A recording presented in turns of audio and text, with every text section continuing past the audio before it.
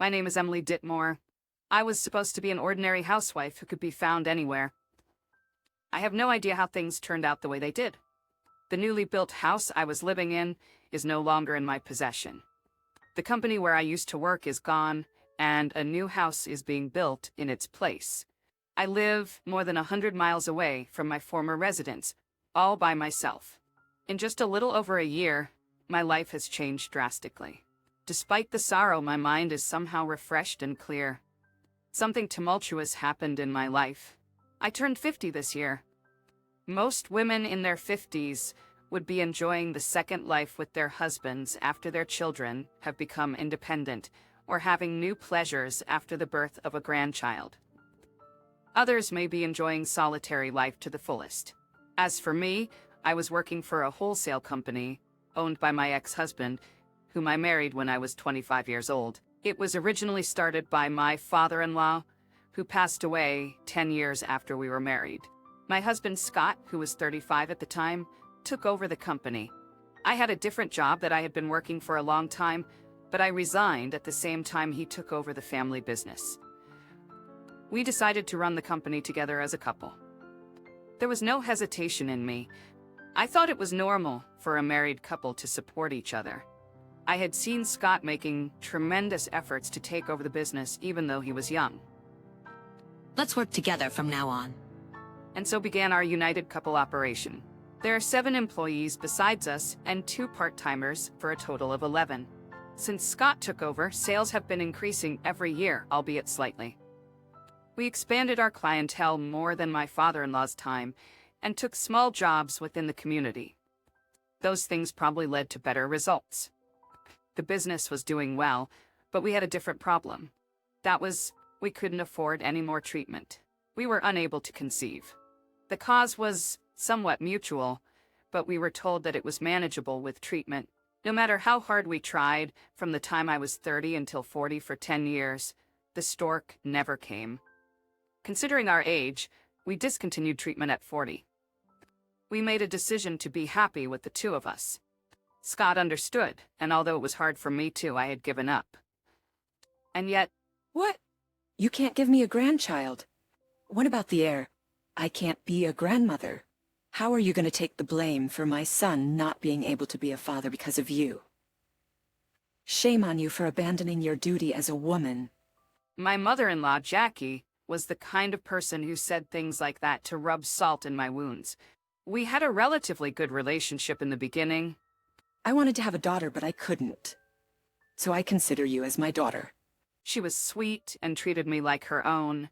Our relationship deteriorated when I started going to infertility treatment. Why does it cost so much money to have a baby? She was in a state of disgust. At that time, infertility treatment was not covered by insurance and was indeed expensive. She was, to put it nicely, thrifty and careful, or to put it worse, a cheapskate. That was why she was against us spending thousands of dollars on the treatment. She even pressured me to have a boy if I was to spend that kind of money. When she received a notice of termination of the treatment, she went into a rage. She told me to get a divorce and move out, and called me a social misfit and an unfit woman. If Scott had not been there, I wonder what would have happened to me.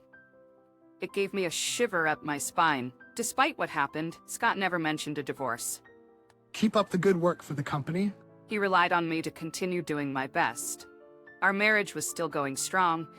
One incident changed all that. Scott came home from work and excitedly showed me a flyer for a newly built house, 15 minutes drive to the shopping center. 3 bedrooms with a big yard and a 2-car garage. Wow, it's a pretty nice house. Despite the good location and perfect size, the real estate company was struggling to find a buyer. What was going on with such a nice house? Hey honey, let's buy this house. I'd love to, but can we get a good mortgage at our age? I'm going to ask the bank tomorrow. The monthly loan will be tough, but our business is stable.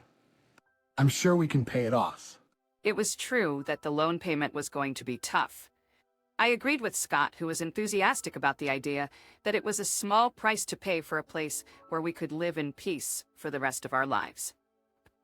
We could get rid of our rental living and have a house of our own. It was pretty exciting. Once we decided, everything fell into place quickly.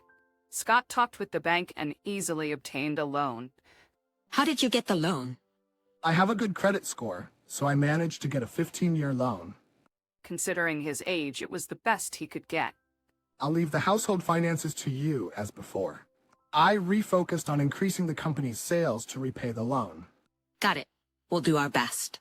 And so we became homeowners. At about the same time we bought the house, that infectious virus broke out on a global scale. We were greatly impacted by it. Our business partners were forced to close their offices, and because of that, our business dropped drastically. We stayed home more often as there were fewer days with work. We thought that we just needed to be a little patient. We discussed how we would go through this, but then one day, Emily, open the door. my mother-in-law came to see us. She took an hour by train to come all the way to our house, even though we were being told to refrain from going out. She didn't seem to have any purpose for her visit. It's so hard to breathe wearing a mask every day. Ever since we moved into our new house, she had been visiting us frequently. For some reason, her visits increased even more since the call to stay at home. Jackie, in this day and age, I don't think it's safe for you to visit us so often. I was worried about what my neighbors thought, and I didn't want to get sick either. Despite the fact that the whole country, or even the whole world, was trying to keep everyone in the house, she was not at all concerned. She had not the slightest interest in listening to me, though. What did you say? I came to check on you guys because I was worried. You are terrible to say such a thing to your family. And then she repeated my exact words to Scott. See, He raised his voice and looked at me and Jackie. I can't believe you said that. I expected him to tell her to go home. That's terrible of you, Emily. What? Me? Honey, how could you say that to my mom? She came all the way to check on us. In 25 years of marriage, I had never seen him like that. He had always stayed out of our feud. If anything, he defended me. The company's sales had plummeted, and the future was uncertain. I understood that he was under a lot of stress from the financial uncertainty that had built up after we had just purchased a house. Even so, I was surprised at the unexpected turn of events. Jackie became defiant when he joined her. That's right. I care about you as a family, but your attitude is terrible. She enjoyed scolding me. Then, Scott uttered something ridiculous. Mom, you're the kindest person I've ever met. I'm not sure if Emily and I can stay married in the future. If the company goes under, I don't think we'll be able to pay the mortgage. I can't sleep at night thinking about it, but she's so cold to me. Don't worry. I will take care of it. Don't worry. Yeah, thanks, Mom. What did he mean by I was cold? Okay, even if I disregarded that, I couldn't ignore that a middle-aged man was pouting like a baby. I felt more creeped out than angry. I felt a shiver running down my spine, being reminded of the Mother Complex character in a comedy skit. From then on, he became completely brainwashed by Jackie. She came over every day without notice and stayed beside Scott the whole time. A wife is not a part of the family after all. The only people you can trust are your blood relatives. Yes, that's right, Mom.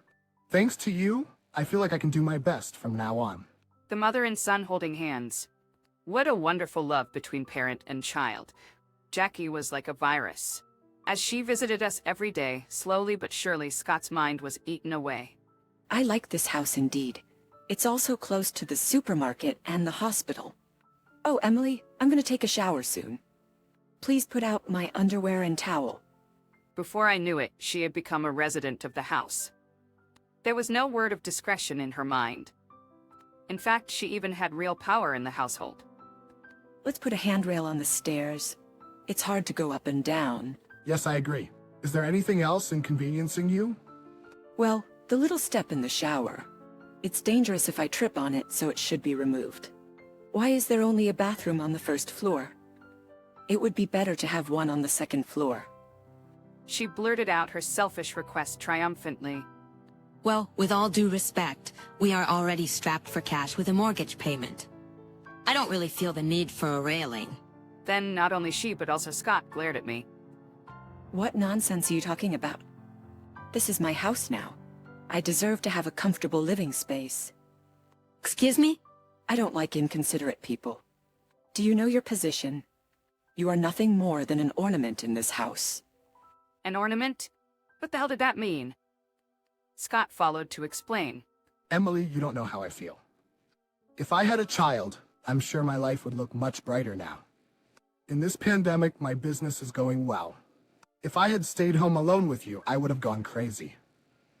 You don't even try to understand how I feel and just exist in this house as a so-called wife. His statements were laced with hatred.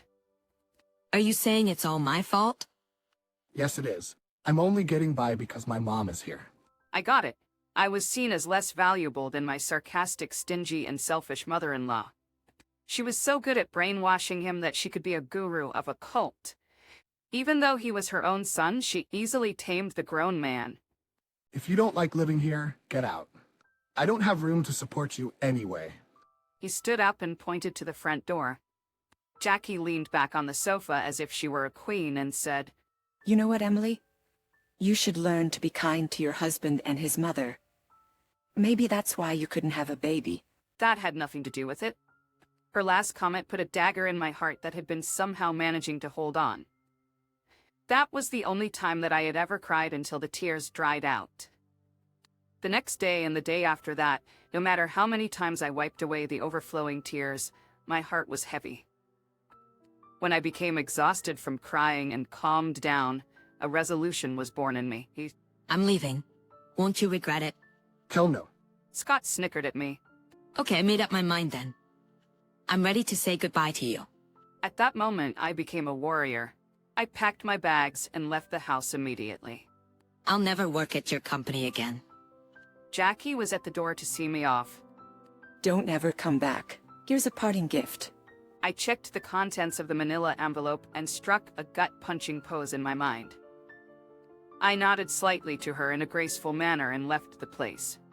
I had kept my savings from my single days and the inheritance of my parents who had passed away 10 years before. I was able to get a place to live and took time to think about what to do next, just a few months after I left. Hey, what have you done? What are you talking about? Scott came to me in a panic. I grinned in my mind. He must have regretted his decision. If he had teamed up with his mother to neglect his wife, none of that would have happened. Why do I have $2,500 in loan repayment every month? You never told me. Ranting in tears, he had lost weight in just a few months and had aged at least by 10 years. Look, we were gonna pay off the $400,000 loan in 15 years. Of course we have to pay back that much every month. But it was $1,300 until now, right? Why the sudden doubling? Can you use your brain sometimes? I don't live in that house, so why should I keep paying? Do you think that just because I'm your wife, I'm obligated to pay for it? But you're my wife? He must have thought that wives were slaves or something. Well, I thought to hear him out. The orders have stopped coming in at once. I knew it was inevitable in this situation, but I received almost no orders last month. Even some of our old clients have cut me off. Oh yeah, I know. Those are stores in the shopping center and a supermarket in front of the station, right? You know about that? Of course I knew. The clients politely called me and told me that they were sorry, but they were going to quit using his service. I even laughed when I heard their reason. How did you find out? I pity you for having your business ruined by your own mother. What does my mom have to do with it? It was simple. Jackie bad-mouthed me in the neighborhood, at the supermarket, at the hospital, and everywhere.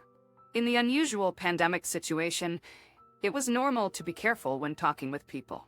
And yet she was cursing me out in a loud and vulgar manner. She even tried to go to the neighbor's house to have a chit-chat. She did whatever she wanted. Because of her, he himself and even the company's credibility deteriorated. A man who kicks out his wife, who has supported the business and protects his crazy mother, is not worthy of trust. We have taken every precaution to avoid catching the virus, but that old woman had ruined it. I informed the clients who called me. Coming from someone who was involved in the management, they took my words seriously and stopped dealing with Scott's business. There was more disaster for him.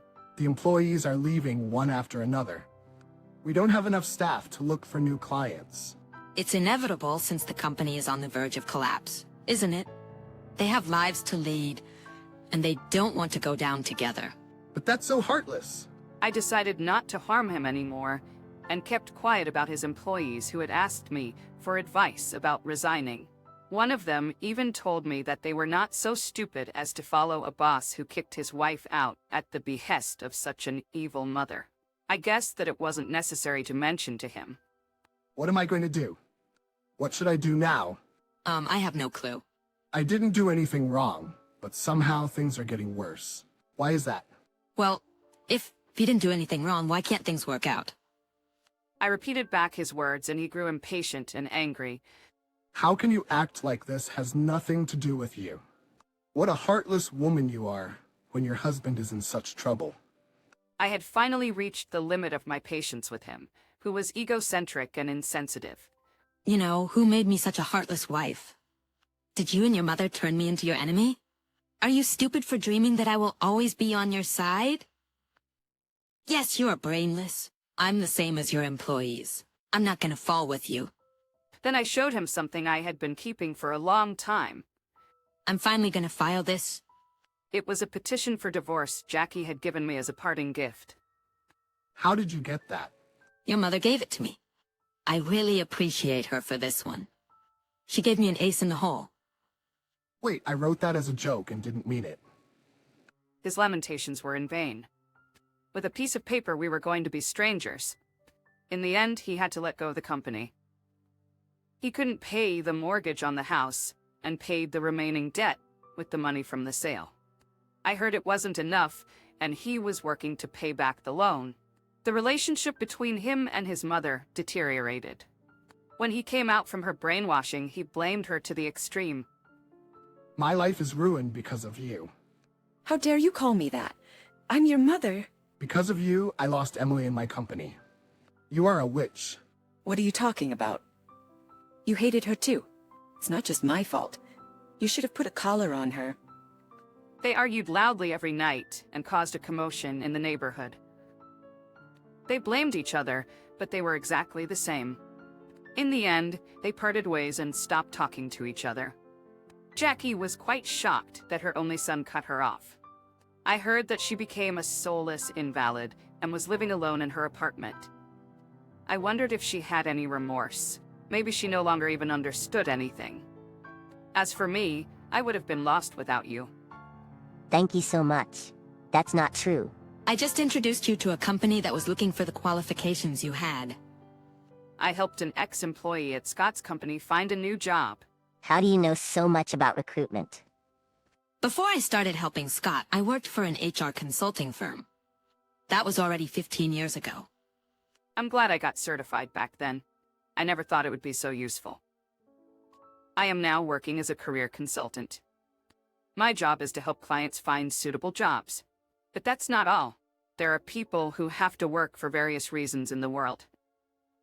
I'm a housewife, but my husband is having an affair. I thought I can't go on like this. I'm hoping to find a job and become independent. Many desperate people come to me for advice. My job is to think together with such clients and find the best option for them. I never say things like, "Your husband is a jerk. You should leave right now." A consultant's job is to listen to what they have to say and to be close to their thoughts and feelings.